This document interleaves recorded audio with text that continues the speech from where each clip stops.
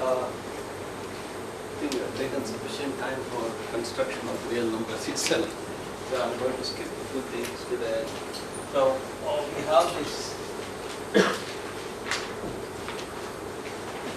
system now in which we have introduced plus and into, and we also introduced an order. Okay? And this turns out to be a field, and this field is called the real number.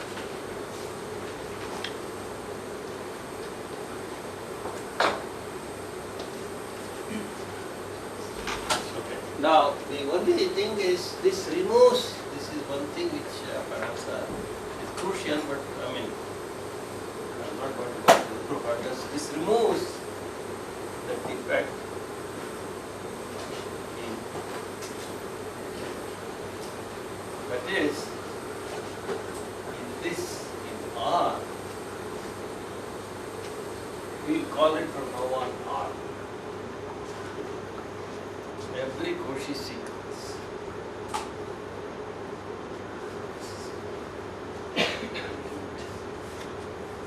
now this is a very terrible statement in the sense that I have not explained any of these words. What is meant by a Cauchy sequence in R? What is meant by a limit in R? These are things. And then you have to show this a limit. This again a lot of these things. So I am just going to motivate the two definitions and take this theorem for granted to prove, say that this theorem can be proved. Now what is the motivation for saying limit? So let's, in this context, because so far we have constructed this, and eventually we'll come back to our usual notations of R. All of them are same. Okay.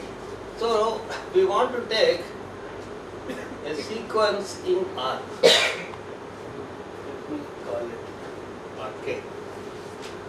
Okay? And another R in R. We want to know what does this mean.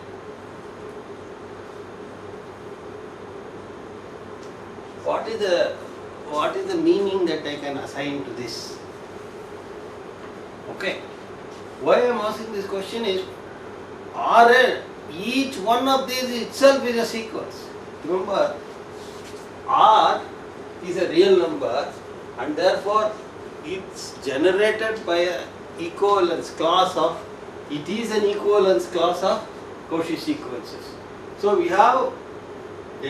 we want to define the notion of the Cauchy sequence of Cauchy sequences. That's the unfortunate mess we would have created, which we will have to sort out. So, I'm sorry, let me write it as RK. Each RK is itself an equivalence class, so I will put the superscript K to denote this real number R. Then R is also this. Is some, let me call it as X naught.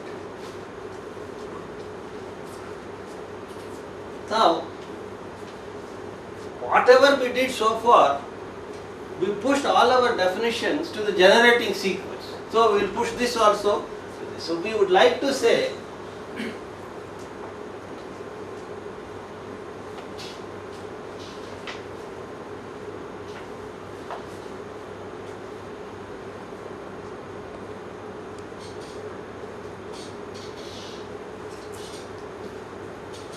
now what is meant by saying that the sequence converges to this sequence? There is another problem now. Okay, so we would like to know how do we, therefore, the two questions arise.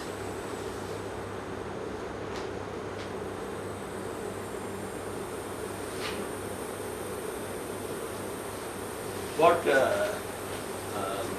one of my teachers used to say, by learning analysis, there are two things you learn.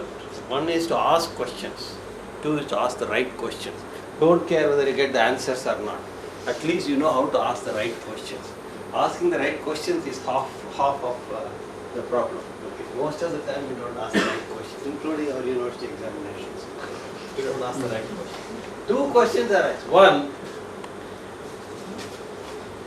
how do we define one?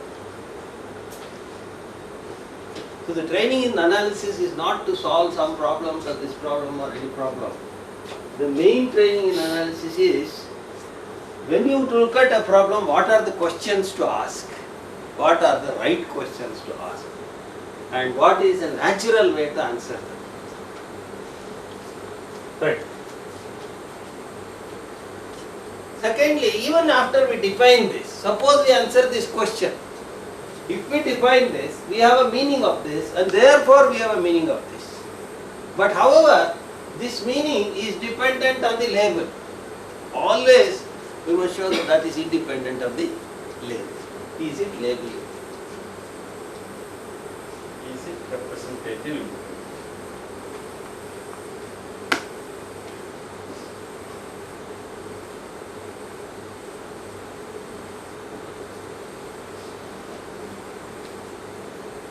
Okay.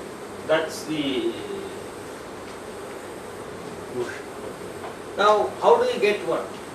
This is fairly easy because label independence means you take xn equivalent to xn prime, x naught n equivalent to x naught n prime, and so if that happens for xn and x naught, you will also option for xn prime and x naught prime. That's a very simple verification all the time. That should be done. There are some necessary events that have to be done. The only question therefore is, what do I mean by this? How do I?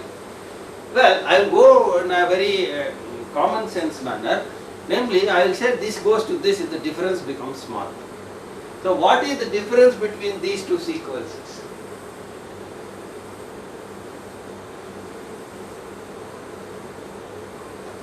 And that's no problem for me. I have defined addition and subtraction of Cauchy sequences, and they remain to be Cauchy sequences. So that's no problem. Then I want to look at the difference in magnitude. Now, how do I define the magnitude of the sequence or the absolute value? Again, first, the box you take the label. Then for the label you push everything inside elements. What are the inside elements? Rational numbers for which I know the absolute value. So I define the absolute value of the sequence to be the sequence of the absolute values.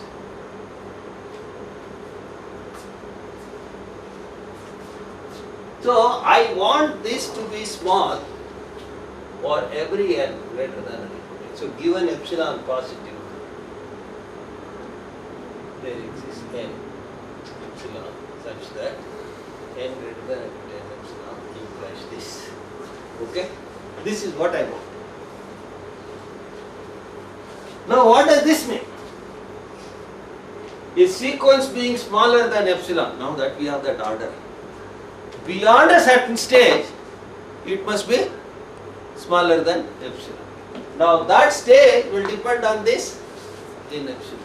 So finally, therefore, and there exists, this means there exists another, what shall I call it, n naught, which may depend on n epsilon, that n greater than or equal to, wait a minute, this is k. N greater than or equal to n epsilon implies mod x and k except 0. Is that clear? You have got a sequence of sequences, go down further, you go sufficiently down in the listing of the sequences. Having gone sufficiently further down, you can go sufficiently further to the right so that everything becomes algebraic. So that's the, so I have these sequences listed here. Then first statement says k greater than or equal to. You go sufficiently down, pick up a stage. Then look below that stage all the sequences. Then there is a stage for this beyond which everything is less than epsilon. This stage will depend on where you drew this line, and that's what this convergence is. Okay. So, I mean, there is a lot of adjustment that you have to do in the definitions, but the moral of the story is, I know only rational numbers. you always come back to what do you call that? Ground state. All my problems must somehow be brought back to the language of the rational numbers. That is all that I have known so far. So what do? First I take the box. I push the interior most part of the box are the rational numbers. There is a box, then there is a label, and the label consists of rational numbers. So first I convert the problem to the label problem. So the box problem, convergence, is converted to the label convergence, and the label convergence is eventually made to the rational number convergence. That should be the thing that you should keep in mind. I always bring to, this is what I repeatedly saying, that the pneumonia doctor situation. I know only rational number. You give me anything, I will bring it back to the rational number problem and make all my definitions, working, calculations, everything in terms of the rational numbers. In fact, I had a friend within Nambiar, Professor Nambiar, who is computer science department chair, later went to JNU, who always used to argue, if you are doing that, why do you need real numbers at all? Rational numbers are enough. But then there is a subtlety that for certain proofs you need the completeness, otherwise things don't work. There are the mathematical subtleties that you get out of completing these rational numbers into the real numbers. So in other words, it is like, if pi is approximately equal to 22 by 7, why don't you say it is 22 by 7? If it is 22 by 7, then why do I need a separate name like pi? In fact, there are some very interesting things about pi in that context. There were certain states in the United States who even tried to pass a legislation that pi is from now on shall be 22 by 7. Or something like 3.1487653 or something like that. Apparently somewhere in the Bible, somewhere it is, this value is used, and therefore if it is good enough for God, it should be good enough for man. That's sort of, there is a parody about this law that one of the states passed. Incidentally, if you ever go to the bookstore, find a book, third edition has come out, it's called the Source Book of Pi. Have you seen this book? Anybody has the habit of browsing? The best thing is to go and spend 1 hour in the evening in the bookstore and freely read the books. That's what is called browsing. You go and read 20 pages today, another 20 pages tomorrow. 4 days you can finish the book. You don't need to buy the book. There's a book called Source Book of Pi. Has anybody seen that book? No. Go and see that. There is this big beautiful article which was reproduced in the Mathematical Intelligence about this. This is a parody about, sort of keeping in mind the attempt made by some states in the United States to pass a law that pi must be equal to this. Now, unfortunately, science doesn't follow the politicians' law. They have their own laws.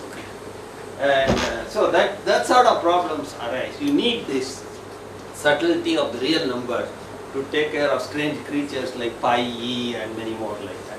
Okay. Many more. Sir, Yeah. sir, the sequence of absolute values is lesser than epsilon. What do you mean by that? In the second line, right there, write this. Where your duster is there. Where this one? Yeah. Sequence of xnk minus x0k is lesser than epsilon. So sequence. Remember, I said a sequence xn is greater than a sequence all xn beyond a certain stage. Last time I got, in fact, we could do even more, the epsilon plus a positive constant k. All that we did. That's exactly what I mean. So whenever you have a sequence, it is always beyond a certain stage, because the head of the sequence doesn't matter at all. It's the tail that matters. Always keep that in mind. Whenever you have a sequence to be analyzed, it is a tail that is important. What tampering you do with the head doesn't matter at all. You can change the first million terms, but nothing would have happened as far as the tail, the convergence behaviors, etc. of a sequence. It is a tail that, because you are always saying beyond a certain stage. If you have tampered million term, look at beyond a millionth term only. Don't even bother about the first million terms. Okay, so maybe I'll put this some of these definitions formally in the notes. Then finally we have this theorem that every Cauchy sequence in R has a limit. This is called the completeness property of R.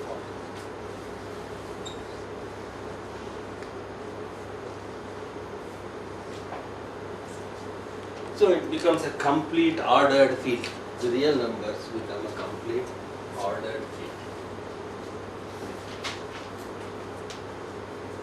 Okay, I mean that is supposed to be a sort of simple, quick review of the construction of the real numbers by Cauchy. We are taking quite a bit of almost 4 or 5 classes of course. I don't know how many classes.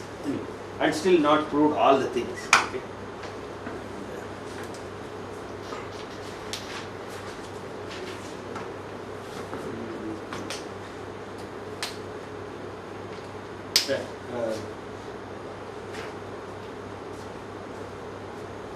That's why some of the things that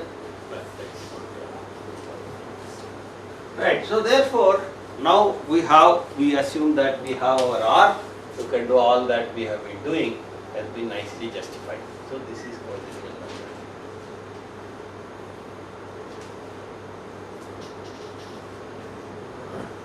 Now we are going to look at really the structure, the various types of structures that the real numbers are. One, we have already seen the arithmetical and algebraic structure, namely that it is a field, it has addition and multiplication with respect to its form of field.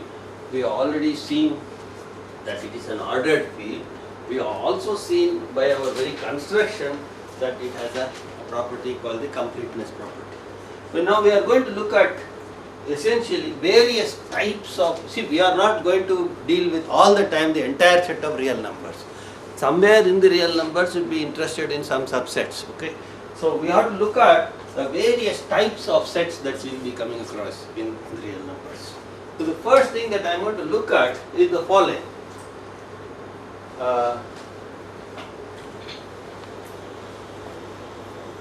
Okay, just to mention a few things. One, we have the rational numbers.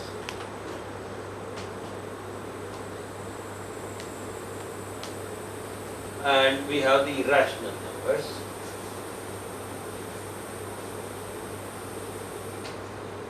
What are these irrational numbers?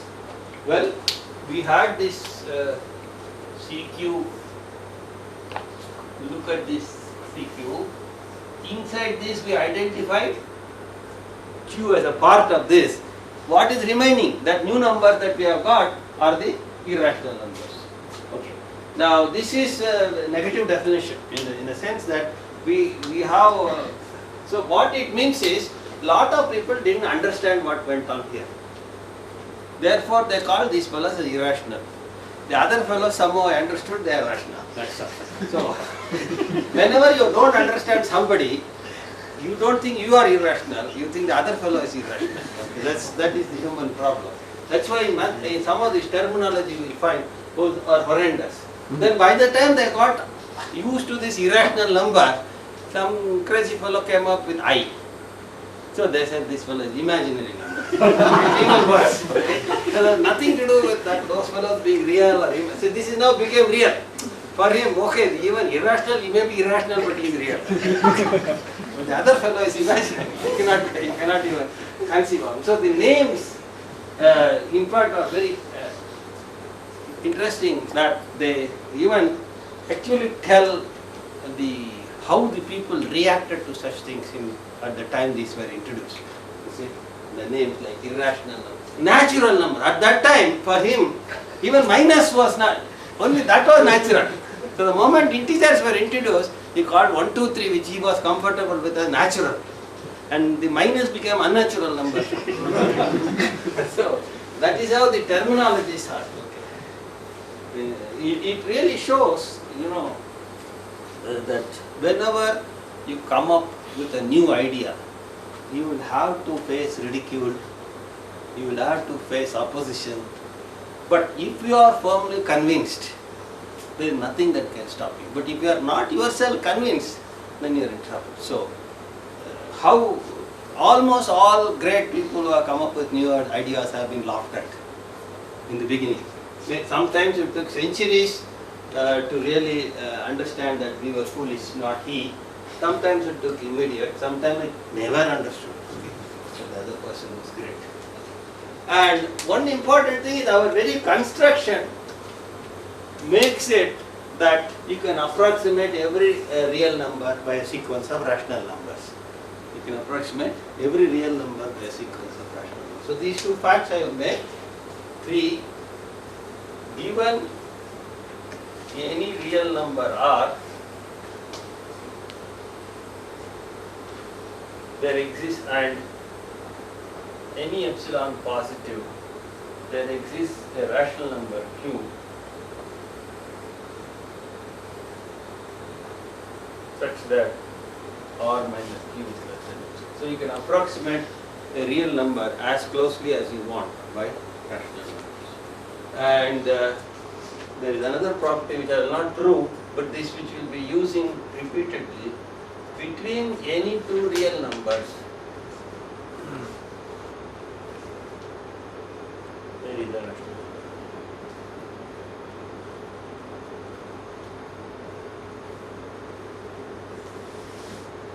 That is the following, I mean roughly.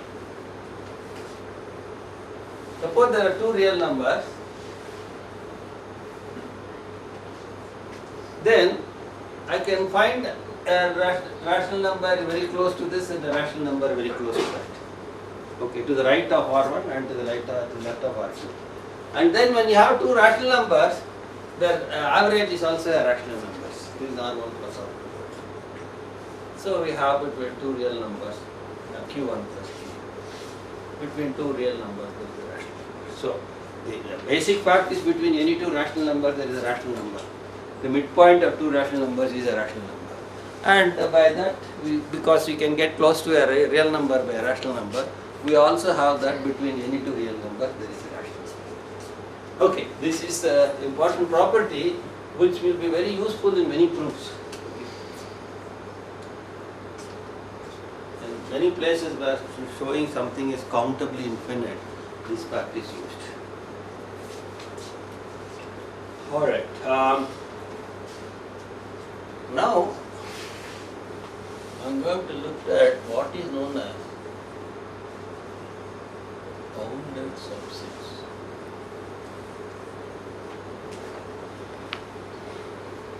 With the first starting point of looking at certain types of sets that will be given.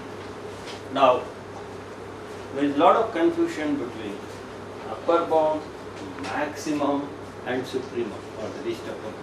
We must make ourselves very clear what we are talking about. I find that many times this confusion exists. First of all, suppose I start with a subset of the real numbers. I have a set of the real numbers. What is meant by the set is bounded above? It means there is an upper bound. What is meant by there is an upper bound? There is a fellow who dominates all the members of the set S. So, S is said to have an upper bound U. Okay, well, let me put it this way. A number U belonging to R, a real number U. Notice U I am saying only in R. I am not demanding that it belong to S. It could be outside S also. It's irrelevant for me. U belonging to R is said to be an upper bound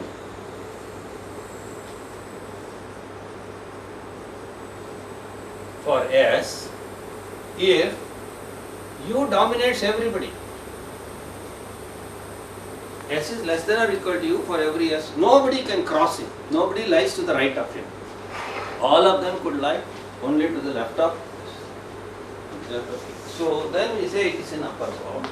And we say S is said to be bounded above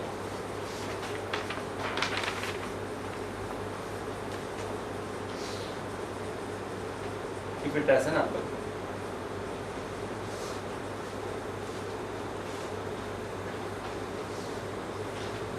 set as an upper bound, it is said to be bounded above. Now analogous definitions we can give for lower bound. What is meant by lower bound? L is said to be a lower bound if every member dominates L. L is less than or equal to S for every S in S. And S is said to be bounded below if it has a lower bound. So similarly for lower bound. Similarly lower bound and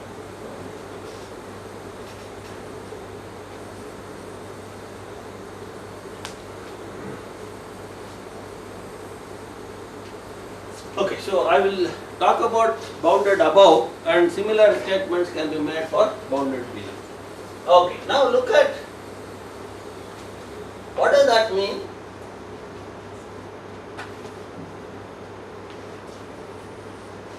Bounded above means there is a number u, that all the members should be to the left of u. That is what is meant by bound. They are either left or they can sit at u also, it doesn't matter.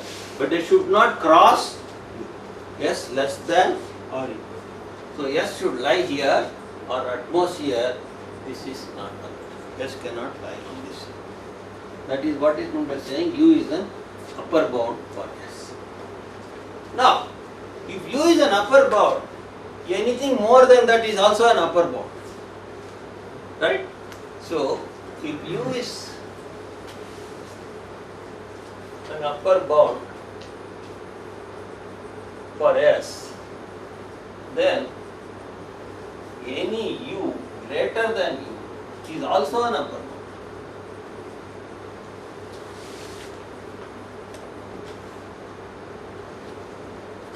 So therefore, once you have one upper bound, you have many upper bounds. The problem is not getting bigger and bigger upper bounds. We want to get optimal upper bound. So therefore, can we get smaller and smaller upper bounds?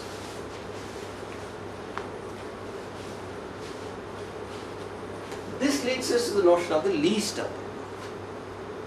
So now I will come to this notion of least.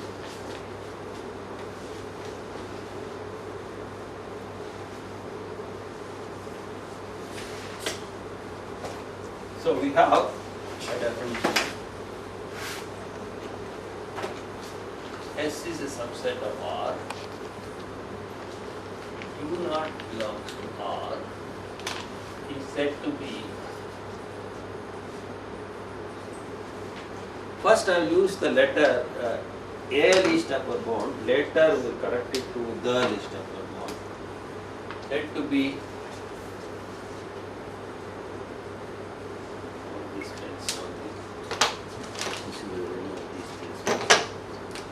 least upper bound for S if. Now the name suggests, the terminology suggests, first of all, it's a bound. What sort of a bound? It is an upper bound. So first of all, it must be an upper bound. So the first statement is that it must be an upper bound. U naught is an upper bound. That is, S is less than or equal to U naught for every S is S. That is the first part. That takes care of the fact that it is an upper bound.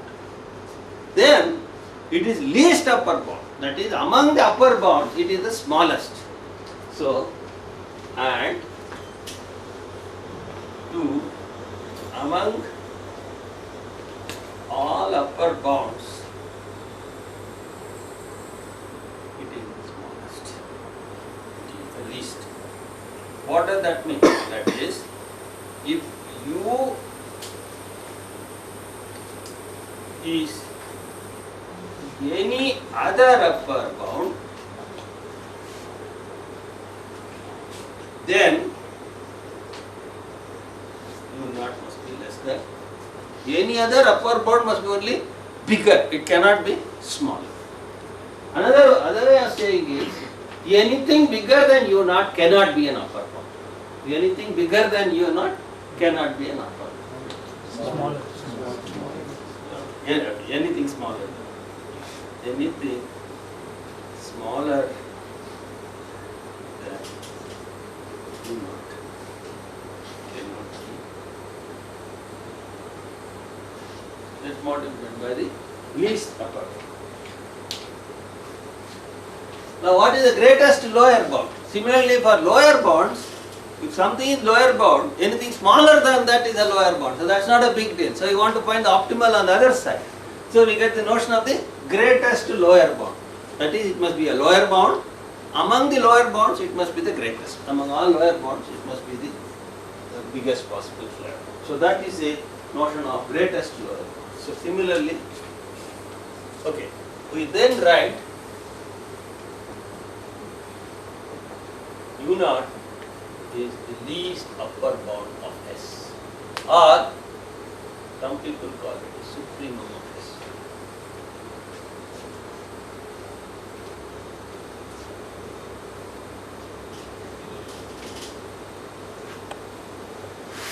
Now, let us look at the following terminology. Suppose I have a set S.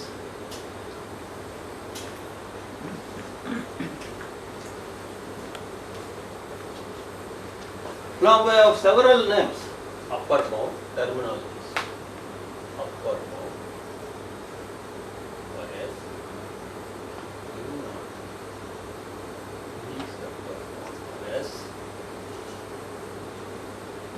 and say M is the maximum of S.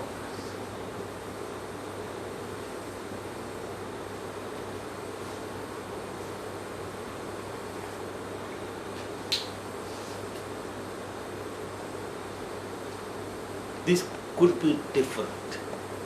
When I say maximum means what?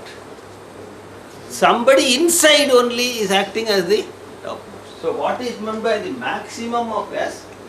This says M belongs to S and S less than or equal to M for every S. That is what is meant by maximum. What is meant by upper bound? U belongs to R and S less than or equal to U for every S. Here, U naught belongs to R. I don't know whether they belong to S. Okay? And S belongs less than or equal to U naught for every S. Yes? And U naught is the least among upper terms. A set may or may not have maximum. But once it has a maximum, it has to be the least upper bound also. So a set, whenever a maximum exists, it is also least upper bound. But a set may not have maximum, but it may have least upper bound. Let us take for example, okay, if a set yes, may or may not have a maximum if it has a maximum, then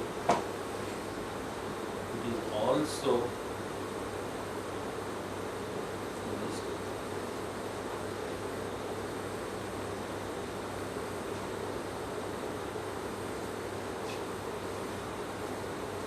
Now, I somewhat cheated you saying that suddenly I put the word the least upper bound.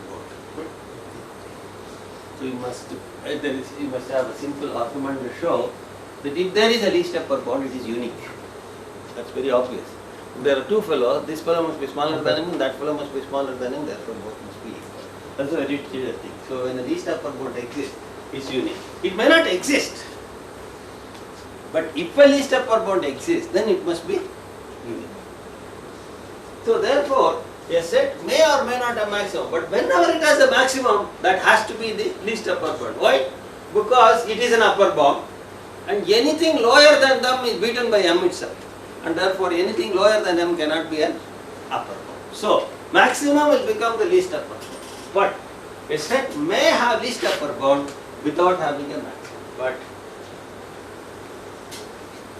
a set may have least upper bound but not a maximum.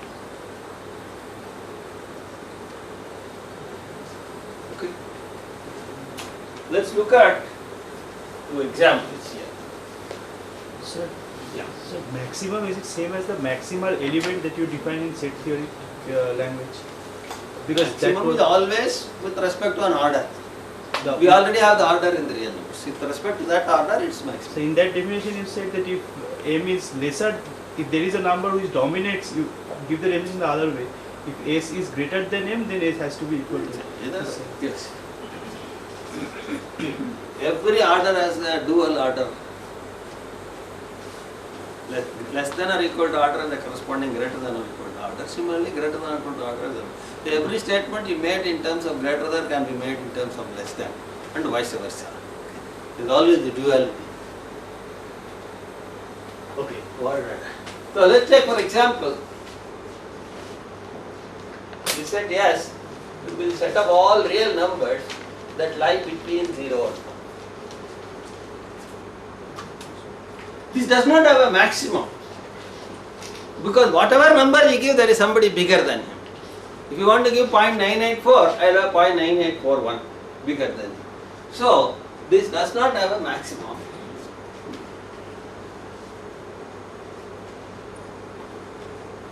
But least upper bound is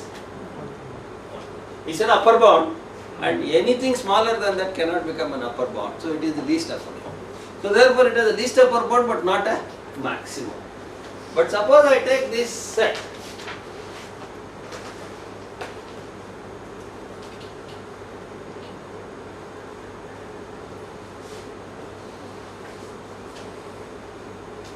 Does it have a maximum? It now has a maximum. Now here maximum is 1 and it is of the least. So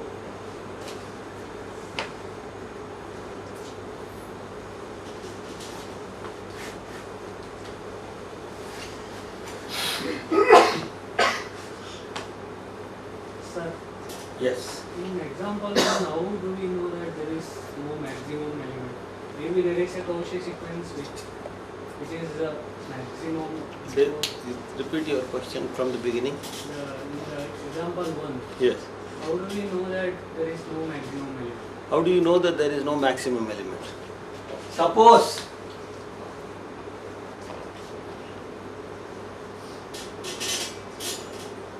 M is a maximum.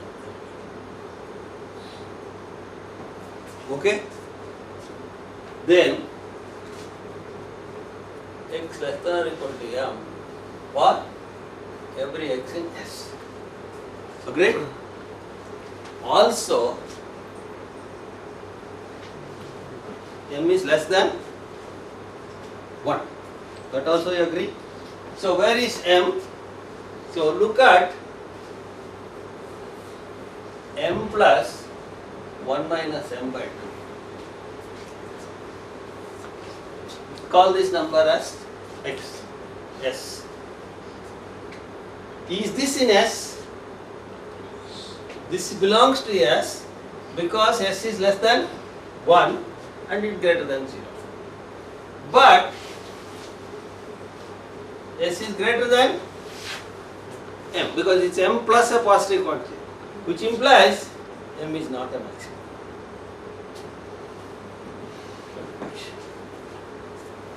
Okay, so there cannot be a maximum. Is that clear? So, in other words, saying that any M in X cannot be a maximum element, because whenever you give me an element M in X, I can always find a fellow who is bigger than him. So therefore nobody can be maximum. Is that okay? Alright, so therefore we can have maximum, in which case that will be the least upper bound, or we may not have a maximum but still have a least upper bound.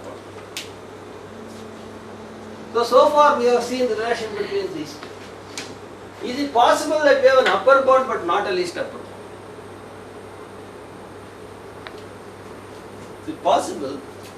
Is it possible that we have an upper bound but not a least upper bound? Yes. And it is where the completeness of the real numbers force you that whenever you have an upper bound, you must also have the least upper bound. Now that's my aim. That is another way of looking at the completeness of the real numbers. Let me see, where shall I erase? Where am I? Oh, somewhere here I will start. So, first of all, towards that, one more point I want to observe is, look at least upper bound in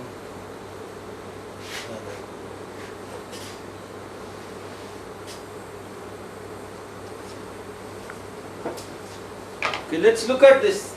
Suppose S is a set and U or U naught is least upper bound. Okay, what does that say? First of all, everybody is to the left of us. So the first statement we get is S is less than or equal to U naught for every S in S. That is the statement that it is a upper bound. It is an upper bound, therefore everybody must be less than or equal to U naught.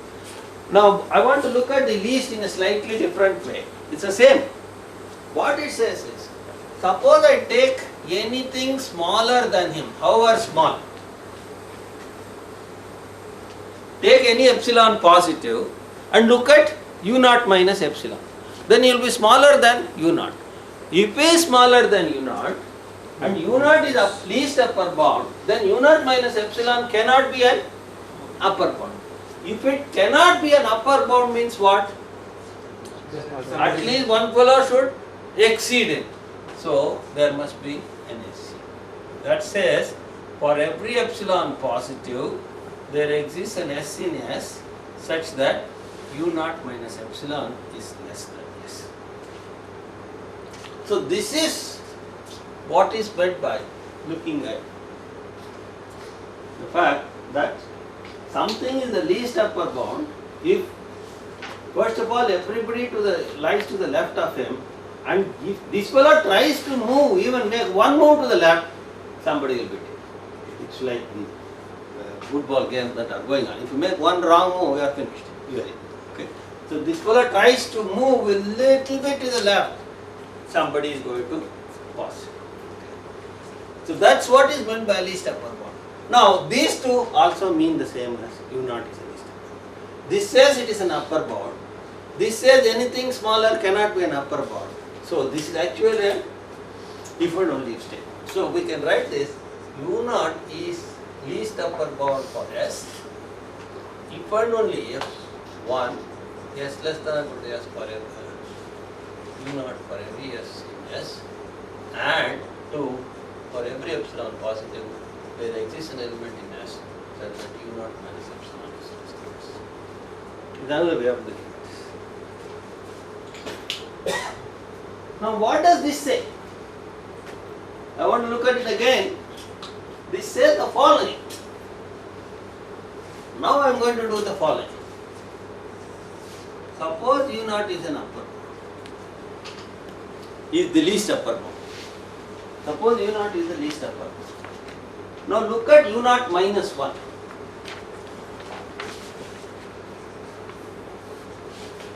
I have taken epsilon to be 1.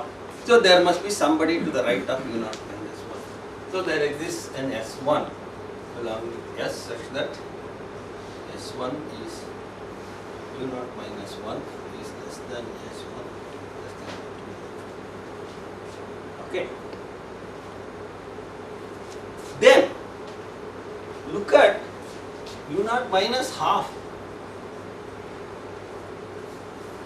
There must be somebody to the right of U naught minus half, and that somebody may be the same as the previous fellow S1, but that doesn't matter for me.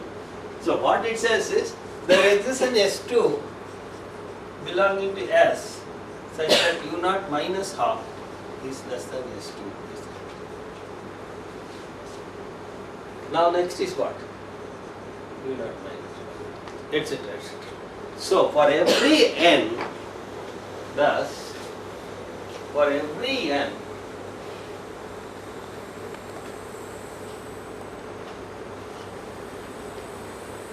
there exists Sn belonging to S such that u0 minus 1 over n is less than S less than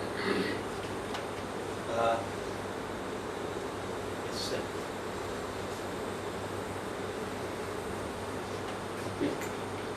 Now what does that tell about Sn?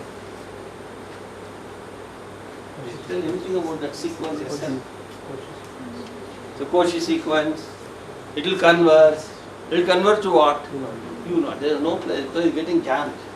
The other fellow is pushing this sequence from the left, and this fellow stays put at U0, and then he gets sandwiched. It keeps moving. So basically, therefore, you use the definition of the limits. What this says is U0 minus Sn. What can you say about Sn? What about mod U0 minus Sn? It is the same as U0 minus Sn. Why? Because Sn is always to the left of U0, so U0 minus Sn is positive. So mod U0 minus Sn is less than, is equal to U0 minus Sn. But U0 minus Sn is less than 1 over n. Now, for sufficiently large n, 1 over n can be made less than epsilon. So therefore they converge. So given epsilon positive,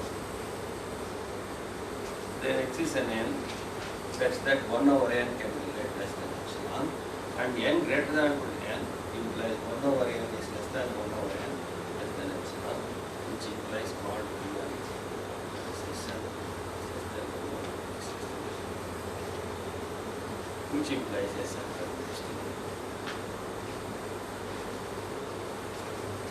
So what this says that if u0 is the least upper bound, u0 is the least upper bound, then there is always a sequence of elements from S which converge to u0. So if u0 is the least upper bound, therefore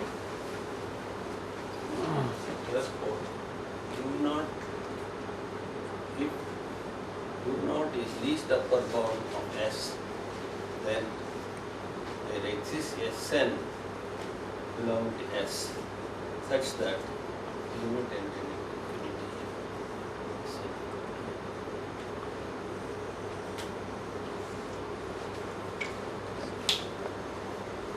So the right hand side equal difference. Huh? Right hand side equal difference. Sure. U0 means Is it here? next one. Yes. Yeah. What is the question? That equality holds other than equality holds. It could hold because if it has a maximum, huh? Yeah, One of the it is elements could be maximum. equal to m. Yeah, it That is but suppose the upper bound is the maximum. Least upper bound is the maximum. What is one such sequence which converts to m? You can take S1 to be m, S2 to be m, S3 to be m, S4 to be m. That may be the only fellow sitting there. Okay, all the, see, you may have a set like this. 0 to 1, all these elements plus part, and then one more element 42. Okay? Now, what is the least upper bound? What is u0 in this case? 42. Right? So, u0 in this case turns out to be 42. So, what should be your S1? It will be 42 only because I have to take 42 minus 1. I must find an element of the set which is to the right of 41. It is only 42. Then 41 and a half. S2 is also 42. S3 is also 42. S4 also 42. That is why Sn could possibly be equal to u0. Is that right? Yeah, when max is not in that set. I don't know that. I only see this. See, when max is in that set, I don't try to approximate it. I already know the maximum. Okay? So the problems arise when the max is not there. How close I can get to the max? That's, I mean, the so-called max. When max is already in that set, I take then that's the least upper bound. What it says is, as long as the least upper bound exists, it can be approximated as closely as you want by the elements of the set.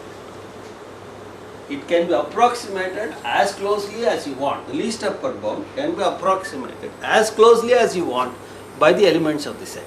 If it is a maximum, where is the question of approximation? You have exactness.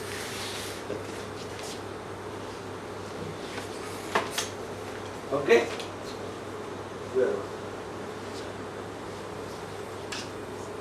Now, corresponding to every one of these statements, there is this dual thing for least upper bounds, greatest lower bounds, etc. The greatest lower bound, if the set has the greatest lower bound, then there exists a sequence of elements which converge to the greatest lower bound. Okay? And all these statements can be correspondingly dual statements for lower bounds. Now, I wrote three statements here. Upper bound, least upper bound, maximum. I said maximum may not exist, least upper bound exists. But is it possible that least upper bound doesn't exist but upper bound exists? And that's what I want to show you, it's not possible. The moment you have an upper bound, you must have a least upper bound. That is the completeness part of the real numbers. Okay. So now we want to claim theorem that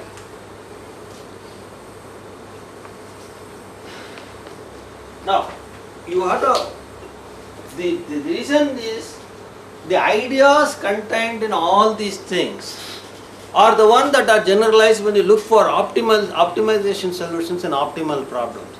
Only thing is the space that you work there may not be the real number space, but maybe the space of some functions, space of some curves and things like that. But the ideas will be the same. The notion of least upper bound we will have to introduce, the notion of supremum we will have to introduce, and then approximating it by a sequence, and there, so this actually will be a constructive way of getting at the optimum. So when the optimum exists, the maximum exists, it can still be approximated by good fellows like this. Even though you don't know the exact maximum, you can approximate. So these ideas of least upper bound, the sup, the in, and then these notions for a bigger collection of objects, and when does a fellow have a sup and in, these are all the ideas that are involved in optimization. So we will get into that soon, once I come to functions and other things. Okay. Now I am going to state that if a non-empty set S containing R has an upper bound, it must have least upper bound.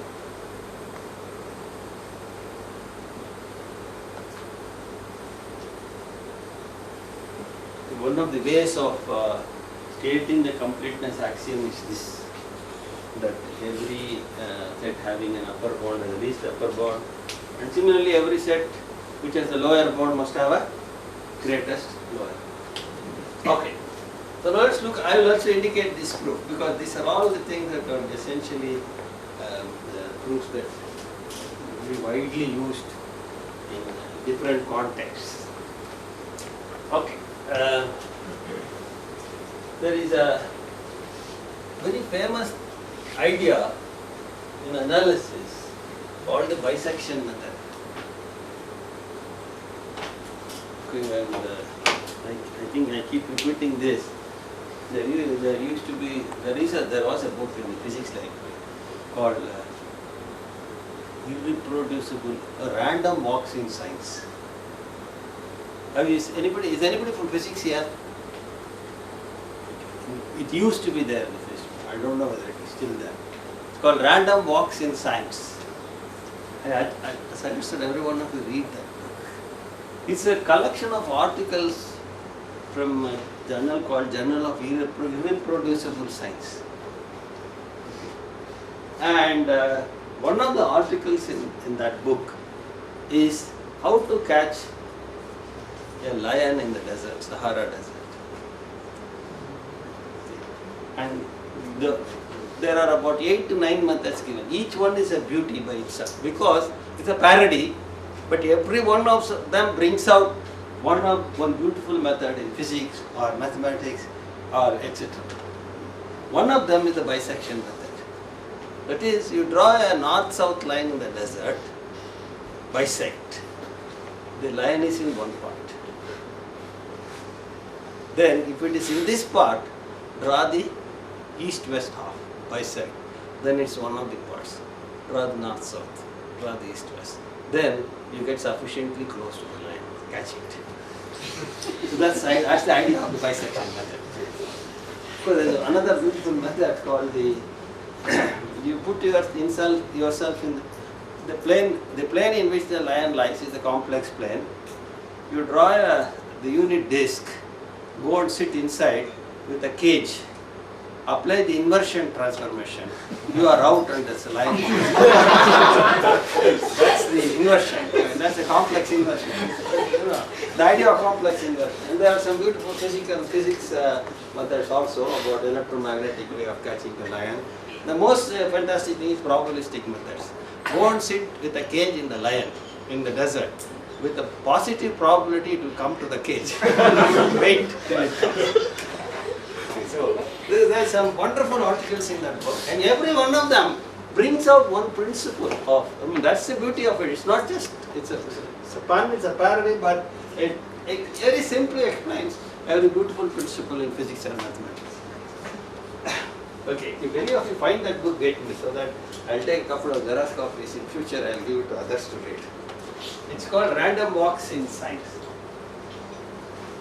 Anybody finds this book in physics library, bring it.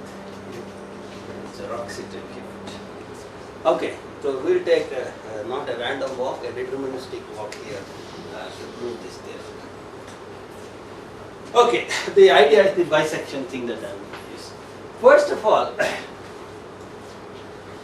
has an upper bound. Yes, has an upper bound.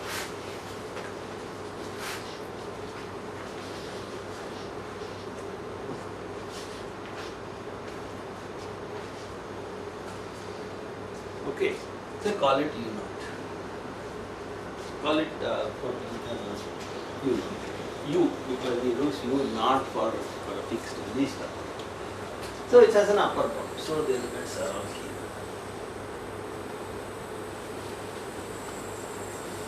Now there is at least one element in a somewhere here will be sitting. At least one fellow will be sitting somewhere there. Yes. To the laptop or maybe at least. Now what I do is, from U, I jump one step to the left. What will happen? Tell me what will happen. Get another upper bound. Huh? Another upper bound. Either it's an upper bound or it's not an upper bound. If it is not an upper bound, I keep on doing it. I jump one more step. If it is an upper bound, I still jump. If not, I stop. If it is an upper bound, I jump. So what will happen eventually? Eventually, I will come to some U1, which is an upper bound, but if I make one jump to this side, it will not be an upper. I keep on jumping one step at a time until I come to a crucial stage that I am at an upper bound. If I make one more jump, I am no longer an upper bound. That's what that I want. So what I want to say is, we can find a U1 and x1 such that one U1 is an upper bound, x1 is not an upper bound, and U1 minus x1 is as I got it. One more step, this side is not an upper. That is what my x1. So these jumps are of unit one. Yes. You could have taken any other line. Okay. I am taking as unit line. You will see that essentially some positive jumps you have to make. You have to make positive jumps so that you reach it. A positive length. I could have done that a little better also. Doesn't matter. Okay. Now, I have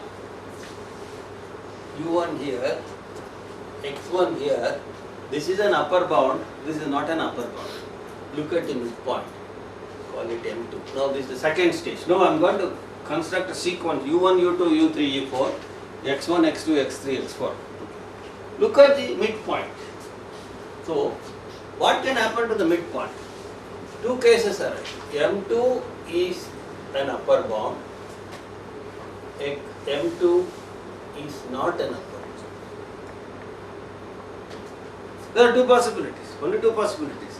Either M2 is an upper bound or M2 is not an upper bound. If M2 is an upper bound, then let X2 be equal to X1 and U2 be equal to U2. In this case, the picture is like this. This is U2, this is X2, which is also X1, and this is U1. In this case, let X2 be equal to M2 and U2 be equal to U. The picture is like this. This is X1, M2 became M2, and this is U1. M2 is not enough, so U1 equal to. So one of these two pictures. Look at the midpoint. If the midpoint is an upper bound, call it U2 and call X1 as X2 also. If the midpoint is not an upper bound, call it as X2 and call U2 as U1 also. So what do we get? We get U2 is an upper bound. In either case, U2 is an upper bound. Because if M2 is an upper bound, I call M2 as U2. If M2 is not an upper bound, I call U1 as U2. So in either case, U2 is an upper bound. X2 is not an upper bound because in this case I call X2 as X1. X1 was not an upper bound. In this case I call X2 as M2 and M2 is not an upper bound. So in either case X2 is not an upper bound. 3. What is U1 is always greater than or equal to U2. Look at in this picture, U1 is greater than U2. In this picture, it is equal to U2. So U1 will be greater than or equal to U2. X1 will be less than or equal to X1 is equal to X2. X1 less than X2. 4, 5. U2 minus X2. What is that?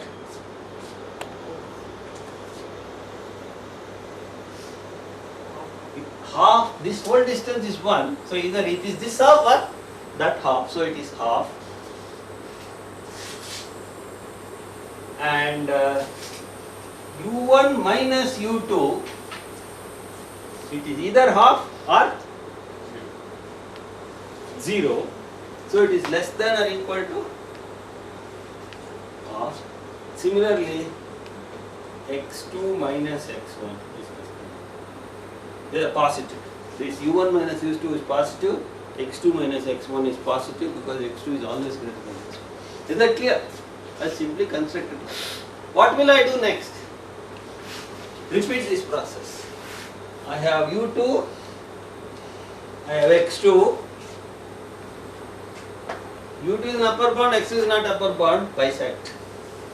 Call it as M3. What do I do? If M3 is an upper bound, call X3 as X2 and U3 as M3. If it is not an upper bound, do this picture. Okay? So repeat this process. What do you get there? You get a sequence.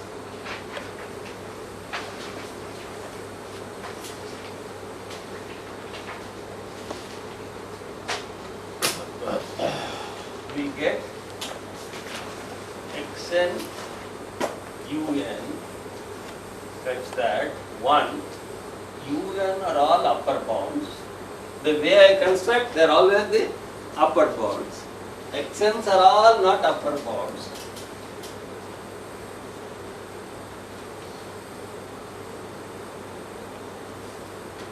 Then what happens to this? That increasing each time the U I get is bigger or equal to the smaller. So U1 greater than or equal to U2 greater than U3 greater than U n. Similarly, x1 less than equal to x2 less than equal to x3.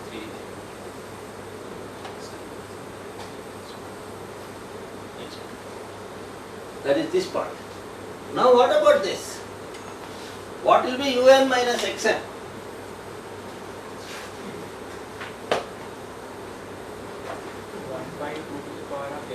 1 by 2 to the power of n minus 1. Every time it's getting half. So 1 by 2 to the power of n minus 1.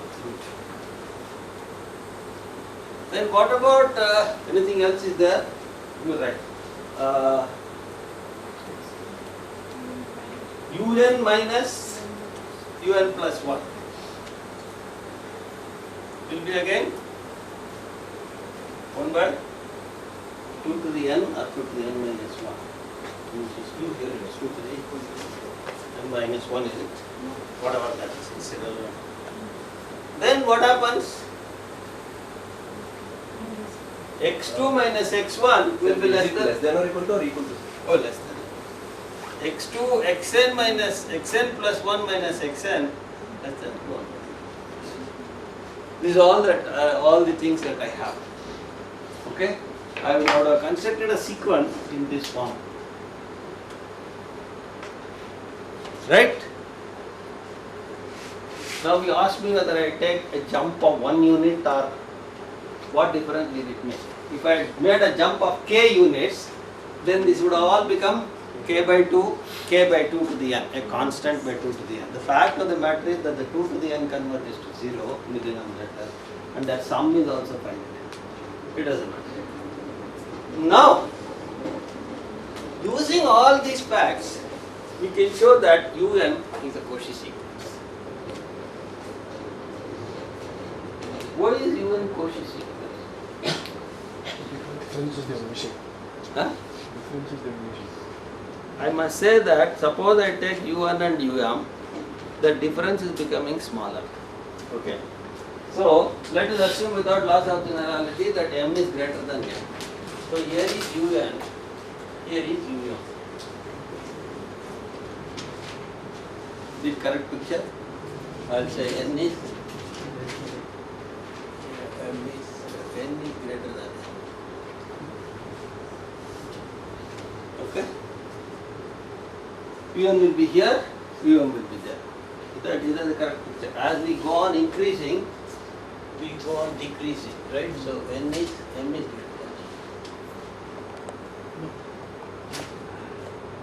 Okay, this guy. As we increase, the values decrease. un is greater than n. Now I want to show the difference is small. What will be the difference? But I don't know the difference from un to um. I know the difference between u1 and the next fellow at un plus 1. Then to the next fellow. Let us say m is equal to n plus p. So I can write un minus un plus p as un minus un plus 1 plus un plus 1 minus un plus 2 plus etc. plus un plus p minus 1 minus un plus p. You split it like that. Each one of them is a positive quantity. Now I know that this is 1 over 2 to the n minus 1 and that will be 1 over 2 to the n etc. 1 over 2 to the n plus p minus 1. Now what can you say about that sum? Sum of geometric series. The tail end of the geometric series. The geometric series converges, therefore this will go to 0 as p tends to. So this tends to 0. This tends to 0. And then and m. And then p tend to. N and m tend to infinity is equivalent to n and p tend to infinity. Whatever it is. So therefore un is a Cauchy sequence. You must show that this is less than epsilon because it goes to 0. You can do that. Which the n plus p sum minus the n plus p partial sum minus the nth partial sum of a convergent series, which I should have said earlier. So now therefore un is Cauchy sequence and therefore limit n tending to infinity un exists. Why? Our completeness. Whenever you have a Cauchy sequence of real numbers, it must converge. That's a theorem which we stated. It will improve, but that is the completeness part. So un converges to un. So let limit n tending to infinity un. So we were given a set which was bounded. We wanted to establish that it has a least upper bound. What we did was we considered a sequence of upper bounds coming down. U1 was an upper bound, U2 was a smaller upper bound, U3 was a smaller upper bound, U4 was, so U0 is at least among the upper bounds we constructed is the smallest. We will claim that U0 is indeed an upper bound and it is indeed the smallest. Claim U0 is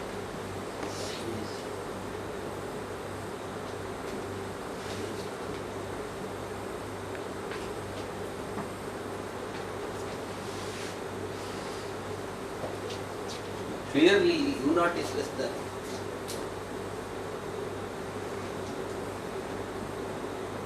What? When it's coming down, un plus 1, un plus 2, un plus 3, etc. So limit in this one.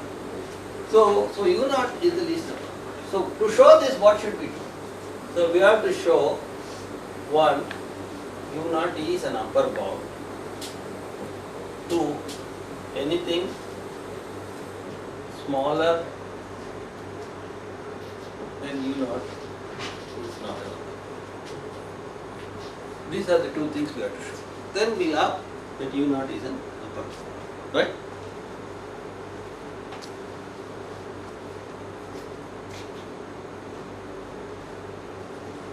We'll leave that as an exercise.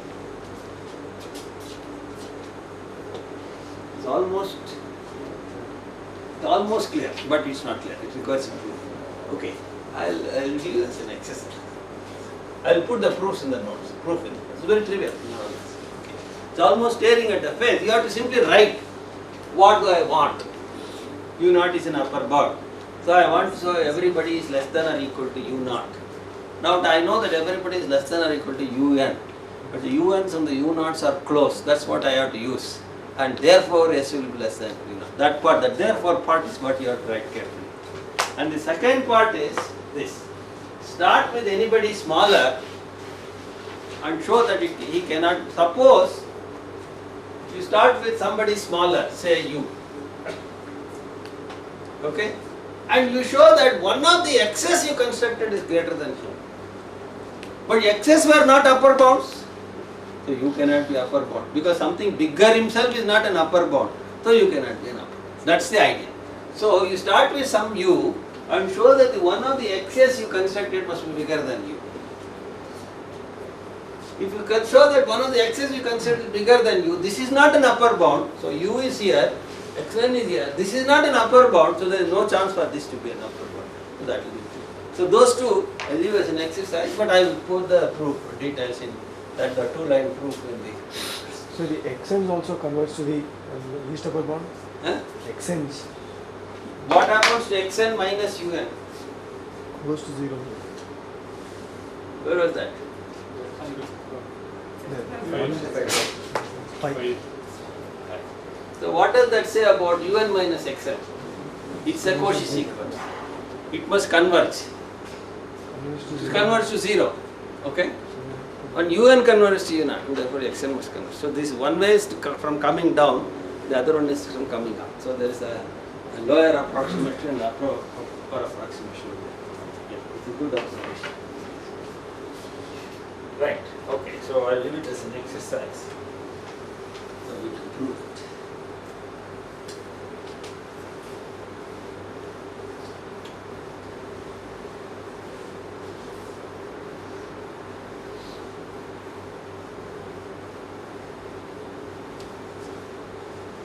Now one remark connected with this theorem is the following.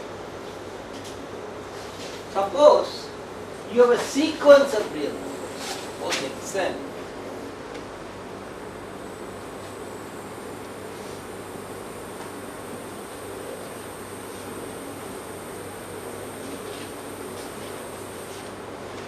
What is a sequence? Sequence is only a mapping from the natural numbers to the real numbers. F1 is a real number, F2 is a real number, F3 is a real number, Xn is a real number. But many of them may be the same. Several terms of the sequence may be the same. So if you simply take the distinct values in that sequence, that may be a very finite set. It could be a finite set. For example, the sequence 1, 2, 1, 2, 1, 2, 1, 2. The value set is only 1, 2. But the sequence is an infinite sequence. So therefore, if you now take S as the value set, this is the sequence, S be the value set.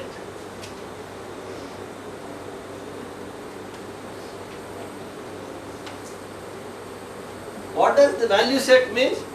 Take all the distinct terms of the sequence and form a set, and that is the value set. Okay, that's the very colloquial terminology that I have used. Now, if this set is bounded above, then we say the sequence is bounded above, which simply means every term of the sequence will have to be less than or equal to Q. Okay? So, SU is an upper bound of S implies Xn. That's all. Because every term is a member of that set and that must be smaller than S. Xn is less than or equal to. Then we say sequence.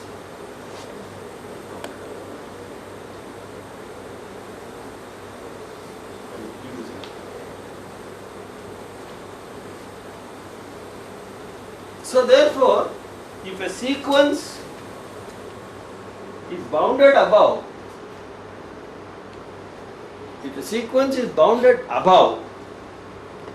the value set is bounded above. The value set is bounded above, it has a least upper bound. Okay? Now watch what I am trying each statement very carefully. I have a sequence, then I have a set, the value set. The sequence is bounded above, the value set is bounded above. The value set is bounded above, it has a least upper bound. If it has a least upper bound, there is a sequence converging to this least upper bound. But the sequence is from S, but the S values are from X. That means there is certain sub-part of the sequence which will converge to the least upper bound. Okay. And these subsequence convergences are the most important things in many of the approximation problems. So let me write this. Suppose Xn is bounded.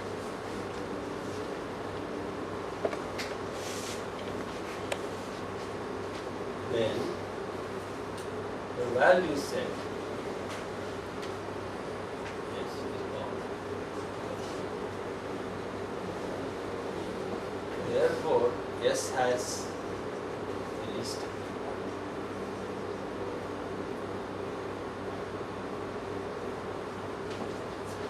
Hence, there exists Sn in S least upper bound. Such that Sn tends to 2.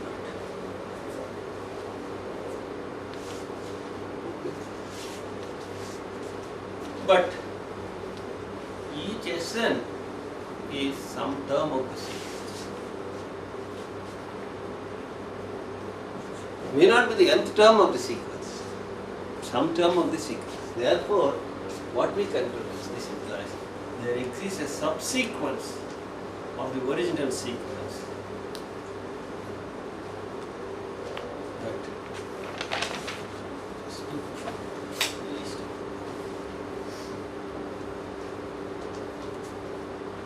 Let me just illustrate this to you with a very trivialist example possible. Let us look at Xn minus 1 to the power. The sequence is what? X1, X2, X3, etc. is minus 1, 1, minus 1, 1, minus 1, 1, etc. Right? What is the value set? minus 1 and plus 1. This is bounded above. What is the least upper bound? 1. In fact, it is the maximum. And what is the subsequence converging to that? The sequence from S converging to 1 is 1, 1, 1, 1. That's what that problem is raised. Whenever it's a maximum, that itself is the subsequence that converges to that, which is a subsequence of the original sequence, which is x2, x4, x6, x7. You can write it like that. Which is just the subsequence x2, x4, x6, etc. Even similarly, the greatest lower bound is minus 1, and the subsequence that is converging to this is x1, x3, x5, x7, x9, x11, etc. So whenever you have a bounded sequence, there will be a subsequence that will converge. The original sequence may not converge. The original sequence did not converge, it is oscillating. But there is a subsequence that is guaranteed to converge to the maximum. That is the least upper bound. Similarly, there is subsequence that is guaranteed to converge to the greatest lower bound. This is where the constructions, again, many of the proofs on optimization will be. We will construct an approximating sequence, but then we don't know whether it converges. We will show it is bounded above, and therefore one subsequence will converge to that. And that's how many of the proofs are there. Many of the proofs are dependent on constructing such subsequences. Okay, in particular, if a sequence is upward bound, if a sequence is non-decreasing and it is bounded above,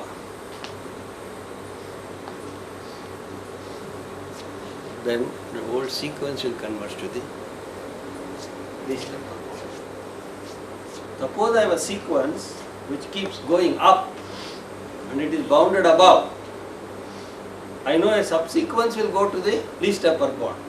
Once a subsequence goes to the least upper bound, because it is unidirectional, all of them will go to the least upper bound. So that's the important thing. This consequence of this fact is that if a sequence xn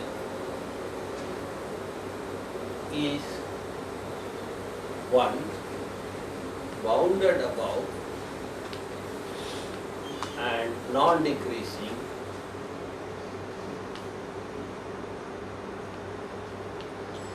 then the sequence must converge. The entire sequence to the least.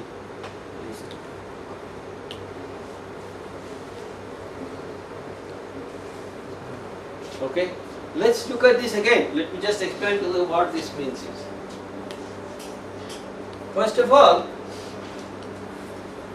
here is the least upper bound. Okay, it is bounded above and therefore it has the least upper bound. And by that theorem, by that result, the moment you have a sequence and a least upper bound, a subsequence will have to converge. Let us call this subsequence as x40, x48, something, just for the heck of it, x97 and some xn prime, etc. This is the subsequence that converges to u0. So I call it xn prime. Okay, x1 prime is x40, x2 prime is x48, and so on. So I have an xn prime which converges to this u0. If xn prime converges to u0, and it will converge only from the left, because u0 is the upper bound, everybody is coming from below. Since it converges to this, if you now take a u0 minus epsilon, beyond a certain stage, this xn prime will have to fall here. N greater than or equal to n epsilon. Beyond a certain stage, that xn prime will have to fall there because of the convergence. If xn prime falls there, everybody beyond that must fall there, because all the subsequent fellows are greater than him. So therefore, we have that xn belongs to u naught minus epsilon u naught. For every n, it will converge. That's precisely what is meant. All the members of the sequence then get clustered around u naught within any accuracy you want, and hence xn must converge to.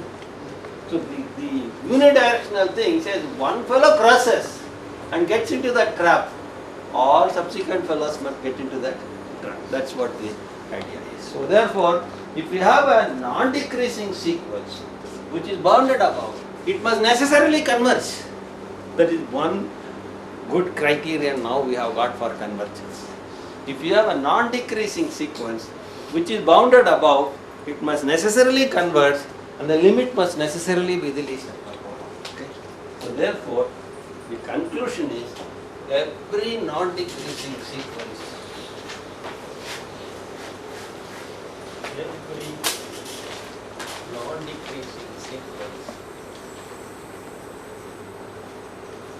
bounded above must necessarily converge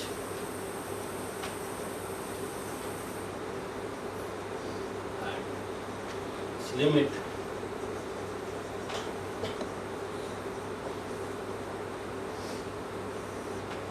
that's a very important result, very simple but common sense important result.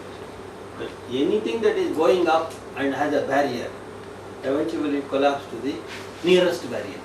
That is the common sense idea. Okay? And similarly, anything coming down must collapse to the nearest barrier. So the non-increasing sequence will converge to the greatest lower bound. Those two are important. Okay, so now I am going to stop.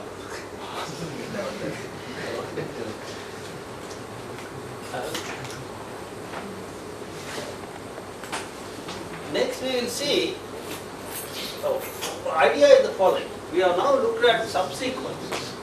We may have a sequence which may itself not convert, but subsequences of it may convert, like we are seeing 1 1 1 1 converts to 1, minus 1 minus 1 minus 1 may convert to 1. So what we have is to look at all the limits of the subsequences, various subsequences. These are all the places where the members of the sequence go and cluster. If you don't allow them, if you don't allow variety of clustering points, but allow only one clustering point, then all of them will go and fall there only. Now we already seen that there is a possibility of clustering at the least upper bound and clustering at the greatest lower bound. So therefore, this brings us in the idea of what is the range of the limit possible. And if you close down on that range and pin it down to one point, then you have the limit. That is, if every subsequence of the original sequence converges to the same point, then the whole sequence must collapse there. If every subsequence of the original sequence, many times it's much easier to prove this than to prove that the original sequence converges. It will become easier to show that every subsequence converges and all of them converge to the same limit, then the original sequence must also converge and converge to the same limit. That is the idea of narrowing down. Okay. So therefore, we will next introduce the idea of lim sup and lim in.